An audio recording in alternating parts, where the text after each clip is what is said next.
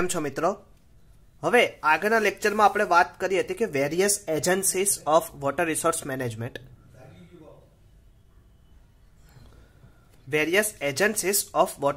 Management એમાં જુદી જુદી એજન્સીઝ હતી કે જે directly indirectly water resource management જોડે અફેક્ટ કરે છે. આજે આપણે એના રોલ જોવા છે. પહેલા તો એક વખત રિવિઝન કરી લઈએ કે કઈ કઈ એજન્સીઓ હતી.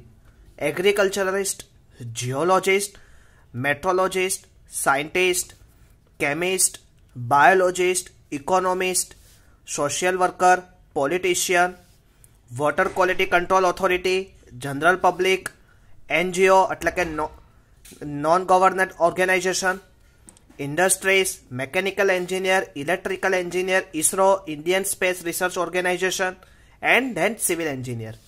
तो के आ टोटल 17 एजेंसी है कि जो वॉटर रिसोर्स मैनेजमेंट ने एक शू रोल आपे छे एना विषे आज आपणे वात करवी छे. क्लियर? तो के various agencies can be role during water resource management के वॉटर रिसोर्स मैनेजमेंट में आ जे संस्थाओं छे आ जे एजेंसी छे एनो शू रोल छे. क्लियर? तो एमांथी आज आपणे पहेली लईए एग्रीकल्चरिस्ट. हवे एग्रीकल्चर ने तमने बधाने खबर छे खेती प्रधान आपणो देश खेती प्रधान है એટલે કે સૌથી વધારે જો વોટર રિસોર્સ મેનેજમેન્ટની જરૂર હોય વોટર રિસોર્સની જરૂર હોય તો કોને હોય? એગ્રીકલ્ચરિસ્ટ. મિત્રો સાંભળો અહીંયા development of different advance irrigation method. Different advance irrigation method. તો development of different advance irrigation method કે નવી નવી ઇરિગેશન મેથડોને પ્રોડ્યુસ કરવા માટે to optimise group of production with minimum use of water. Optimise group of production. Group of production આ શબ્દ ખૂબ જ ઇમ્પોર્ટન્ટ છે. To optimise group of production with minimum use of water. હવે તમને બધાને ખબર છે પાક પણ વધારે લેવો છે. હવે પાક વધારે લેવા માટે મિત્રો ખબર છે તમને લોકોને તો જેમ જેમ તમે પાક વધારે લો તો એની માટે તમારે વોટરની રિક્વાયરમેન્ટ પડશે. પણ એવી ટેકનિક્સ નવી યુઝ કરો કે જેથી ઓછા પાણીએ ગ્રુપ ઓફ પ્રોડક્શન એટલે કે ઘણું બધું ઉત્પાદન થઈ શકે. To optimise group production with minimum use of water. That can be the organisation agency કઈ છે? Agriculturalist. Minimum wastage of water and advise crop rotation. Advise crop rotation. Crop rotation એટલે કે મિત્રો તમને બધાને ખબર છે તમે મોસ્ટલી બધા ખેતી આપણા ઘરેથી કોઈક ને કોઈક રીતે આપણે ખેતી જોડે જોડાયેલા છીએ કેમ કે આપણો દેશ જ એવો છે. આપણો દેશ જ એવો છે કે દરેક બીજી ત્રીજી પેઢીએ આપણે લોકો ખેતી સાથે જોડાયેલા લોકો છીએ 70% મેજોરિટીમાં. હવે મિત્રો તમને ખબર હશે કે શિયાળુ પાક, ઉનાળુ પાક, ચોમાસુ પાક આવી રીતે ડિવાઈડ કરેલા પણ આજે સમય નથી. આજે શું છે કે આજે 12 પાકો થતા હોય છે કે કોઈ બી પાકને ક્યારે પણ લઈ શકાય છે પણ એ ક્રોપ્સના રોટેશનની એક એડવાઇઝરી જાહેર કરવી ધેટ કેન બી કોણ? એગ્રીકલ્ચરિસ્ટ. એગ્રીકલ્ચરિસ્ટનો વોટર રિસોર્સ મેનેજમેન્ટને અંતર્ગત શું રોલ છે? તો development of difference irrigation method કે નવી ડેવલપ કરી ઇરિગેશન મેથડને, group of product with minimum use of water, minimise wastage of water and advise crop rotation. કે આપણને સલાહ આપે, એડવાઇઝ કરે કે ક્રોપ રોટેશન કેવી રીતે કરવું. તો કે આ કોણ કરશે? એગ્રીકલ્ચરિસ્ટ. ક્લિયર મિત્રો? ખાસ ફરીથી એક વખત ડિફરન્ટ એડવાન્સ ઇરિગેશન મેથડ એટલે કે ડિફરન્ટ જુદી જુદી નવી ઇરિગેશન મેથડોને શું કરે? આપણને ડેવલપ કરી આપે. Optimise group production with minimum use of water, minimise wastage of water કરી આપે and advise crop rotation. Clear? Next geologist. Geologist એટલે તમને બધાને ખબર છે જીઓ એટલે કે જમીન. ભૂ જોડે જોડાયેલા એન્જિનિયરો કે ભૂનો જેનો અભ્યાસ કરતા હોય એવા લોકો જીઓલોજિસ્ટ. તો કે જીઓલોજિસ્ટ ગ્રાઉન્ડ વોટર ઇન્વેસ્ટિગેશન કરે. તો એનો રોલ શું છે? Ground water investigation.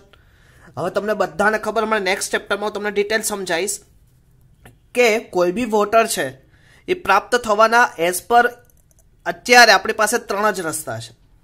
કાં તો સરફેસ ઉપરથી એટલે કે નદી, નાળા, કેનાલ, આપણે જે કેનાલ ડેવલપ કરીએ રિસોર્સ કરીને પછી એનો વર્ષમાં યુઝ કરી શકીએ. બીજો ઉપાય છે વરસાદથી આપણે યુઝ કરી શકશું. ત્રીજો ઉપાય છે કે આઈસ પીગળવાથી મેલ્ટન થવાથી એનો આપણે યુઝ કરી શકશું. અને ચોથો ઉપાય છે કે જે સૌથી વધારે કે જે નોન પેરેનિયલ એરિયા છે કે જ્યાં વરસાદ ખાલી 4 માસ પૂરતો જ હોય છે, તો એવા એરિયામાં આ ટેકનિક સૌથી વધારે કઈ ગ્રાઉન્ડ વોટર ઇન્વેસ્ટિગેશન. ધેટ કે મોસ્ટ ઇમ્પોર્ટન્ટ ટેકનિક્સ. આ ટેકનિક્સની અંતર્ગત એક બીજી ટેકનિક્સ તમારી આવે વોટર હાર્વેસ્ટિંગ. ક્લિયર? તો કે ગ્રાઉન્ડ વોટર ઇન્વેસ્ટિગેશન કે કેટલું વોટર છે, કેટલી ડેપ્થમાં વોટર છે, કયા સ્ત્રોતથી આપણને મળી શકશે, એ સમગ્ર રીતે અભ્યાસ જીઓલોજિસ્ટ કરશે. Selection of suitable site for dam and foundation of various hydraulic structure. Selection suitable site. Suitable સાઇટને સિલેક્ટ કરવાનું કામ કોણ કરશે? Geologist. Clear Bhargav? Yes Bhargav.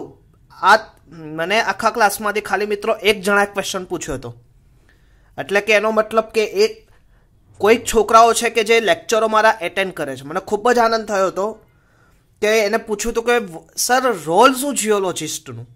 તો મિત્ર સાંભળ, તો પહેલું ground water investigation, selection of suitable site, એટલે કે કોઈ સાઇટ ઉપર તારે ડેમ બનાવવો છે તો કે એની માટે કોઈ સાઇટ આપણે સિલેક્ટ કરવી પડે, જ્યાં ત્યાં તો ડેમ બની ના જાય. તો એ કામ કોણ કરશે? જીઓલોજિસ્ટ. કે dam and foundation of various hydraulic structure. Selection of suitable material for the construction of foundation of dam, એટલે કે તમે કોઈ કન્સ્ટ્રક્શન કરો છો ફાઉન્ડેશનનું, તેમાં કયું મટીરિયલ સુટેબલ થશે, that can be advice to geologist. એટલે કે આ આપણને એડવાઇસ કોણ કરશે?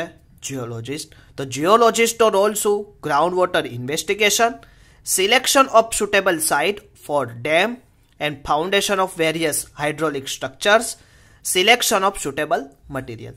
જો ટૂંકમાં તમને સમજાવું, તમને પૂછે જીટીયુમાં તો તમારે આખું આવું નથી લખવાનું.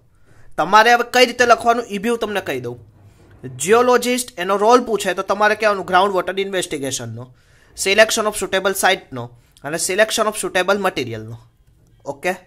એ પછી હજી ઘણા બધા ઉપયોગો થઈ શકે જીઓલોજિસ્ટના, કે તમે ડેમ સાઇટ બનાવી ફિક્સ કરી દીધી, પણ ફિક્સ કર્યા પછી પણ એનો રોલ છે કે વોટર ટેબલ કેટલું છે, પછી કેટલી રીતે કેટલા વિસ્તારોને ઇરિગેશન દ્વારા સાંકળી શકશે, તો એ ઓલ રાઈટ. પછી એની પછી કેનાલ બનાવવી પડશે, તો કેનાલ લાઇનિંગનું કામ પણ જીઓલોજિસ્ટ જ કરશે. તો આમ ઘણી બધી રીતે ઉપયોગી, પણ આપણે એટલું ડીપમાં નથી જવાનું. આપણે ડીપમાં જ્યારે ચેપ્ટર ચાલશે ત્યારે હું તમને ડીપમાં શીખવાડીશ. અત્યારે આપણે આ 3 પોઈન્ટને લઈને ચાલવાનું. Clear? Next, meteorologist. Study of atmospheric changes and give guidance. Meteorologist શું કરશે કે આપણે જે એટમોસ્ફેરિકમાં ચેન્જીસ થતા હોય એનું આપણને માહિતી પ્રદાન કરશે. Prediction of rainfall during particular year.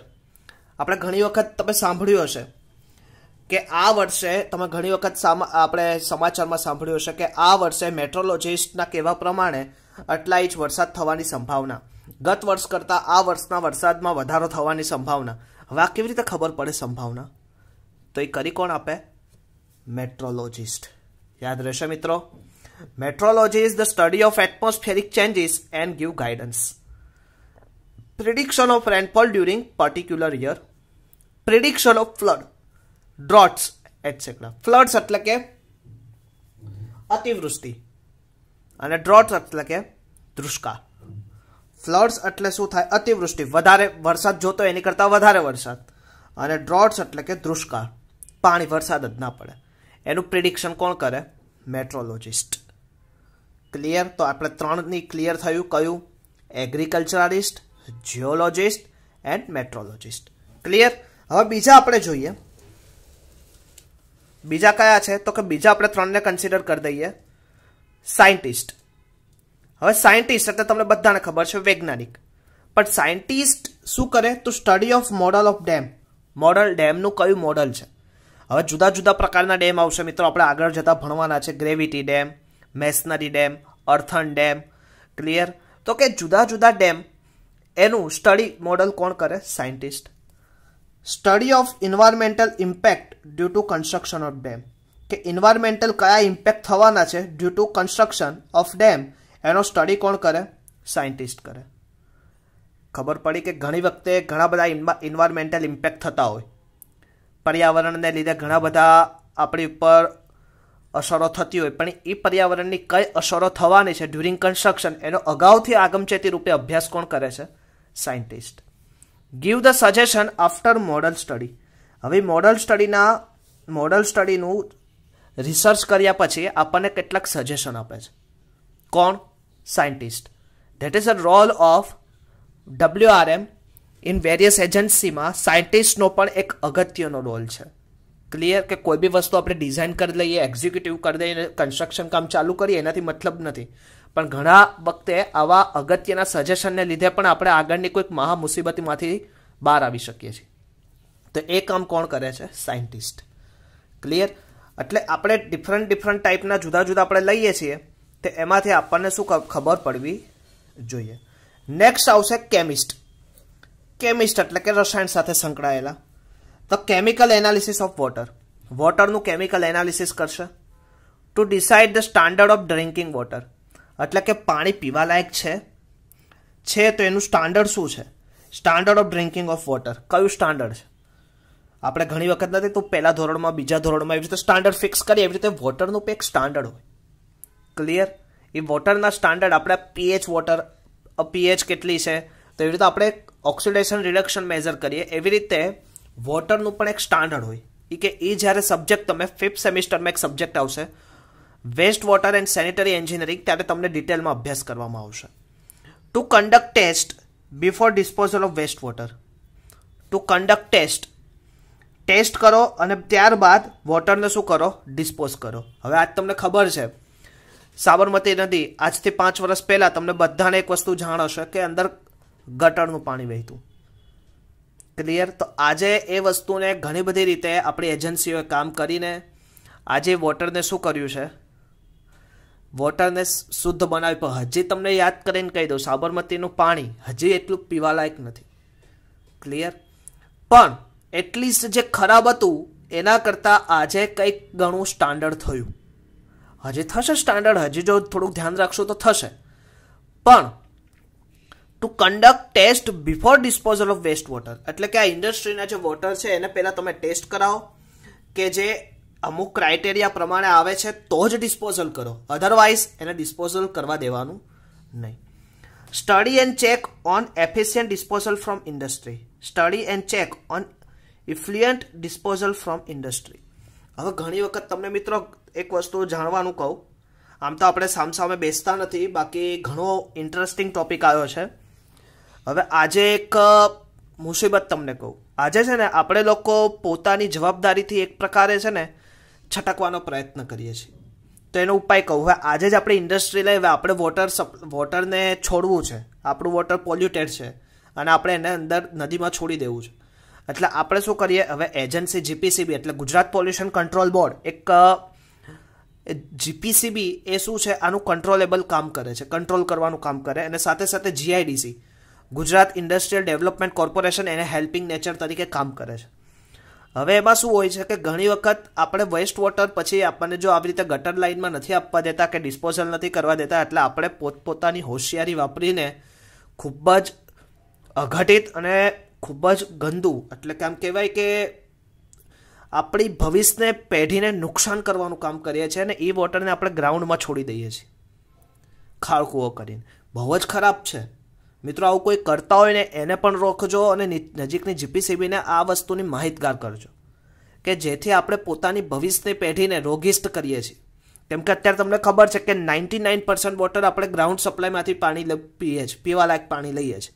હવે એ જ જગ્યાએ ઇન્ડસ્ટ્રીનું ખરાબ પાણી જશે તો આજથી 15, 20, 25 એટલે કે 2 કે 3 ડિકેડ પછી એ વોટર પીવાલાયક રહેશે જ નહીં, કેમ કે અંદર આ બધા કેમિકલો છોડેલા હશે. ક્લિયર? તો કે આ કામ study and check on effluent disposal from industry, આ કામ કોણ કરે છે? કેમિસ્ટ કરે છે. આમ તો કેમિસ્ટ પણ કરે છે અને સાથે સાથે એઝ પર સિવિલ એન્જિનિયરિંગનો પણ રોલ હોય છે. ગુજરાત પોલ્યુશન કંટ્રોલ બોર્ડ અને સેન્ટ્રલ પોલ્યુશન કંટ્રોલ બોર્ડ, આ બે સંસ્થાના કેમિકલ્સ એન્જિનિયરો દ્વારા એની એક બ્રાન્ચ દ્વારા આ કામ થાય છે. ક્લિયર? Next biologist. હવે biologist to study type of biological impurities in water. Biological એટલે કે કંઈક જીવતા ઇમ્પ્યુરિટીઝ હોય કે કયા ઘણા તમને નહીં ખબર હોય કે આપણે બધા અત્યારે આરો વાપરીએ છીએ. આરો ઘણી વખતે તમે અલગ નામ સાંભળ્યા હશે, ફિલ્ટર, આરો, પછી ઘણાની ઘરે ઇનફિલ્ટ્રીસાઇઝ. તો કે આ બધાનો અર્થ તમને ખબર છે? કોઈ ડીપમાં જઈને અભ્યાસ કર્યો? ના. આપણે લોકો આરો એટલે કે પી લો આરો, બહુ સરસ. પણ મિત્રો અંદર અમુક બાયોલોજિકલ બેક્ટેરિયા કે જે આપણા શરીરને કામના હોય ને, એ બધા અંદર શું થાય છે? મૃતપાય થઈ જાય. એટલે પછી આપણને પ્રોબ્લેમેટિક શરૂ થઈ જાય. ક્લિયર? એટલે કે two study types of biological impurities water, two study effect of biological impurity on human health. ઘણા ખરાબ હોય છે, ઘણા આપણી હેલ્થ માટે સારા હોય છે. ટુ સ્ટડી, એનો સ્ટડી કરે effect of biologist impurity on human health. Two develop water purification method, કે વોટરને પ્યોરિફિકેશન. હવે તમારી ઘરે તમને નહીં ખબર હોય, મ્યુનિસિપાલિટીનું જે વોટર આવે છે એ પ્યોરિફિકેશન થઈને આવે છે. ખબર છે? એનો સ્વાદ કંઈક બીજા પાણી કરતાં અલગ આવતો હોય. કેમ? તો કે એનું પ્રોપર ક્લોરિફિકેશન થઈને તમારા ઘરે સુધી આવે છે અને શુદ્ધ પાણી છે.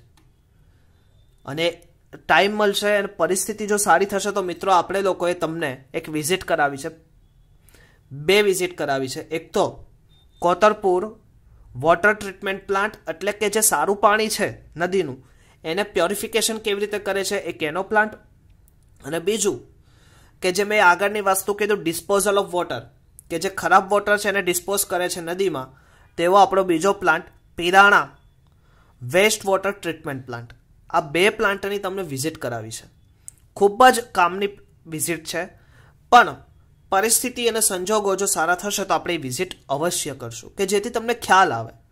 આ તો હું આપણે આવી રીતે વર્ચ્યુઅલ માધ્યમથી લેક્ચરો લઈએ, સમજીએ, ખૂબ જ સરસ વસ્તુ છે કે તમે લેક્ચર ભરો છો.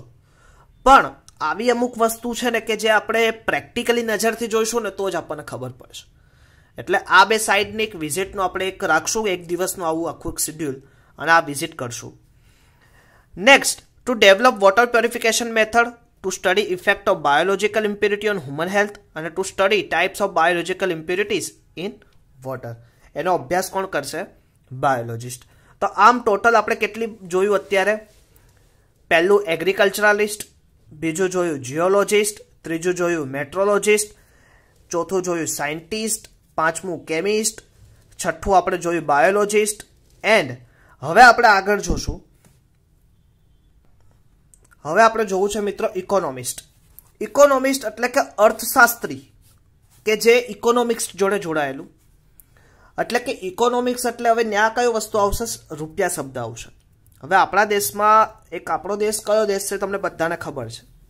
2 પ્રકારના દેશ આવે, ગુજરાતીમાં જ તમને કહું, વિકાસશીલ અને વિકસિત. વિકસિત દેશ એવા છે કે ઓલરેડી મિત્રો એમાં ઇન્ફ્રાસ્ટ્રક્ચર બધું ડેવલપ થઈ ગયું છે. હવે એમાં ખાલી તમારે ફિઝિકલી ડિજિટલાઇઝેશન અને એમાં કંઈક ઇમ્પ્રુવમેન્ટની જરૂર છે. અને એની સામે વિકાસશીલ દેશ મિત્રો હજી એમાં ઇન્ફ્રાસ્ટ્રક્ચરની બી જરૂર છે, એમાં હજી ઘણા બધા ઇમ્પ્રુવમેન્ટની બી જરૂર છે. તો એમાંનો આપણો દેશ વિકાસશીલ દેશ આવે. હવે આપણું ઘર હોય 3 પ્રકારે, એક ગરીબી હોય, એક મધ્યમ વર્ગ હોય ને પૈસાદાર હોય. મધ્યમ વર્ગ હોય ને મિત્રો એનું નામ વિકાસશીલ. ક્લિયર? એ ઓલરેડી વિકાસશીલ, આપણે લોકો વિકાસશીલ છે, આપણે ગરીબ બી નથી, આપણે વિકાસશીલ છે. હવે વિકાસશીલ હોય એટલે સૌથી પહેલાં આપણા જ ઘરની વાત કરીએ એટલે આપણે શું જોઈએ? સૌથી પહેલાં કોઈ બી નાની નાની વસ્તુમાં કોસ્ટ, ઇકોનોમિસ્ટ. કોઈ પ્રસંગ કરવો છે તો પ્રસંગના 1 વર્ષ પહેલાં આપણે સૌથી પહેલું કોનું ધ્યાન રાખશું? પૈસા, રૂપિયાની સગવડ કેવી છે હોય તો જ આપણે આગળ કરશું. તો એવી જ રીતે economist to study cost benefit ratio, cost benefit ratio, find the allocation for the project, find the allocation of the project, and to decide rates of irrigation and or electricity. એટલે કે two decide rate of irrigation and electricity, એનું બધું detail કોણ કરશે? Economist. To study cost benefit ratio, find allocation of the project, two decide rates of irrigation and electricity, એનો rates decide કોણ કરશે? Economist. Next, social worker. હવે મિત્રો એક બની બનાવેલી સાચી ઘટના વિશે તમને વાત કરવી છે. હવે મિત્રો મેં આ તમને નોટ્સ હું બનાવી શક્યો, પણ સોરી હું નોટ્સ નથી. પણ મિત્રો આ ટોપિકો એવા છે કે એને હું તમને આવી રીતે કહી શકું ને તો જ વધારે ખ્યાલ આવત. કેમ કે ઓલરેડી હવે અહીંયા તમે રીડ કરીને ઘરે તમે જાતે આ નોટ્સ બનાવી શકો છો. હું તમને મેઇન પોઈન્ટ્સ કહેતો જાઉં છું. પણ મિત્રો એક વસ્તુ ખાસ, સોશિયલ વર્કર, સામાજિક સંસ્થા, હવે એની હું વાત કરું છું તમને કે એક સામાજિક સંસ્થાનો પણ એક રોલ હોય છે. હવે આપણે મોટા મોટા ડેમો બનાવીએ તો ડેમો બનાવવા માટે આપણે નાના નજીકના ગામના ખેડૂતો પાસેથી શું કરવી પડે? જમીન અધિગ્રહણ કરવી પડે. એટલે કે સામેથી લે ગવર્મેન્ટ એને બીજી રીતે જમીન ચૂકવે. ક્લિયર? તો કે આ વસ્તુને લીધે ઘણી વખત effective representation of problem of people of the government, effective representation of problem of people to the government, કે ઘણી વખત કેવું થાય છે કે આપણા કોઈ પ્રશ્ન હોય એ ગવર્મેન્ટ સુધી પહોંચાડવા હોય તો એ આપણે ડાયરેક્ટલી પહોંચાડી શકતા નથી, પણ એક રિપ્રેઝેન્ટેટિવ માધ્યમ એટલે કે કોણ? સમાજસેવી સંસ્થાઓ. સમાજસેવી સંસ્થાના ઘણા અધિકાર, મોટા લેવલના માણસો, આપણા સમાજના નથી કહેતા કે પ્રમુખ છે, ઉપપ્રમુખ છે, ધેટ્સ સમાજસેવી માણસો, આ લોકો આપણા પ્રશ્નની શું કરે છે? વાચા આપે છે. Explain advantage and disadvantage of project to people. આ લોકો શું કરે છે કે કોઈ બી પ્રોજેક્ટ છે એનું એડવાન્ટેજ અને ડિસએડવાન્ટેજની સમજાવટ લોકો સુધી પહોંચાડે છે. Create awareness about importance of water sources among people.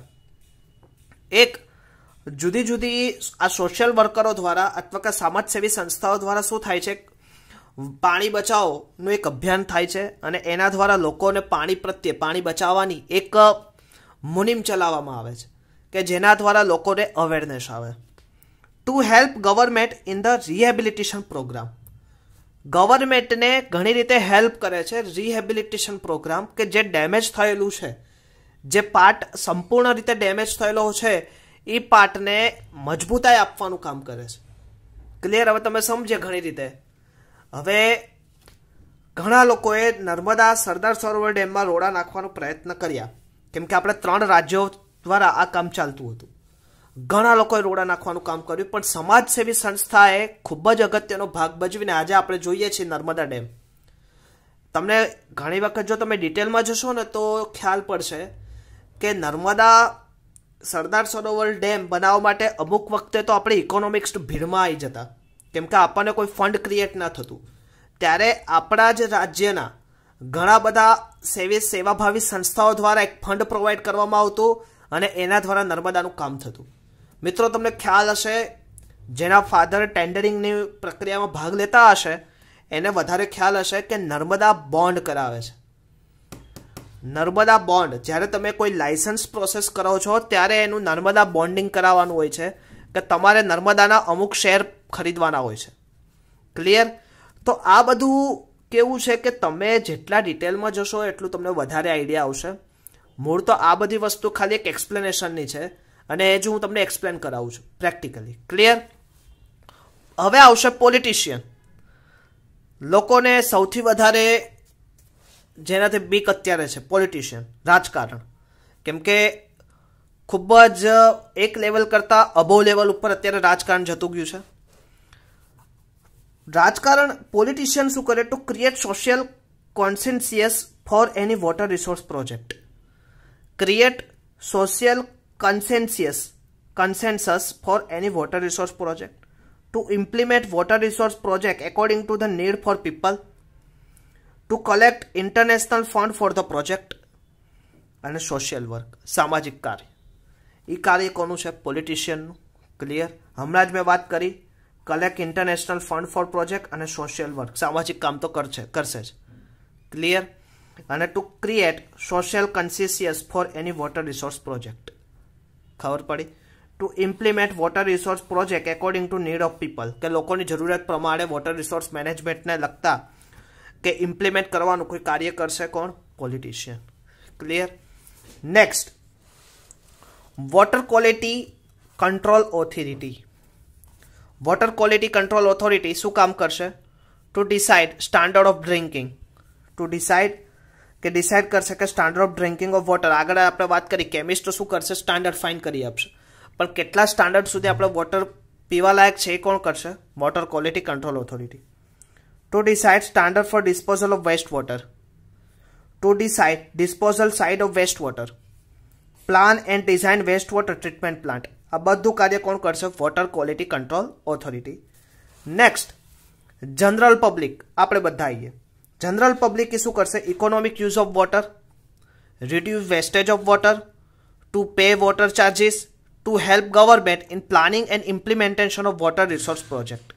આપણું કાર્ય શું છે? Economic use of water, wastage of water ઓછું કરો, to pay water charges, two help government in planning and implementation of water resource project. Clear મિત્રો? તો આ શું હતા? આપણે જુદી જુદી એજન્સીઓ વિશે વાત કરીએ છીએ કે એ એજન્સીનો એક રોલ શું છે. વેરિયસ એજન્સીની વાત કરીએ આપણે. Agriculturist, geologist, meteorologist, scientist, chemist, biologist, economist, social worker, politician, water quality control authority અને જનરલ પબ્લિક. આ બધી ઓથોરિટીનું એક શું કાર્ય છે એને વિશે આપણે વાત કરી. નેક્સ્ટ લેક્ચરમાં આપણે મિત્રો ફરીથી આવશું, ત્યારે આપણે NGO, industry, mechanical engineering, electrical, ISRO અને સિવિલ એન્જિનિયરિંગનો શું રોલ છે એના વિશે આપણે ચર્ચા કરશું. ત્યાં સુધી મિત્રો જય સ્વામિનારાયણ. ખાસ આ લેક્ચરની સાથે સાથે નોટ્સ બનાવતા રહેજો. નથી આવડતું તો મને ખાસ પૂછજો. તો ફરીથી આપણે નેક્સ્ટ લેક્ચરમાં મળશું. ત્યાં સુધી જય સ્વામિનારાયણ.